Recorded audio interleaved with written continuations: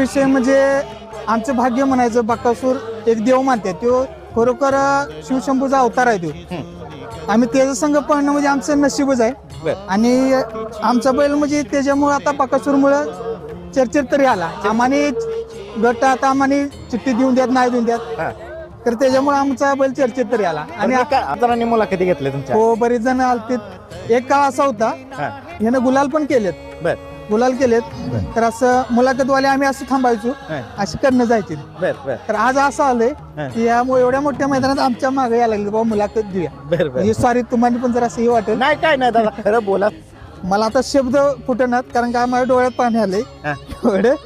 नाही, बकासूर संघ पळायचं म्हणजे अख्ख्या आत्ताच्या ह्याच्यात कुणाचं पण काम नव्हतं. त्याच्या सोबत पळायला आम्हाने बास, आम्हाने चिठ्ठी मिळो ना मिळो, बस आम्ही आज जिंकलं सगळं. आम्हाने इथून पुढं जिंकलं बकासूरसाठी.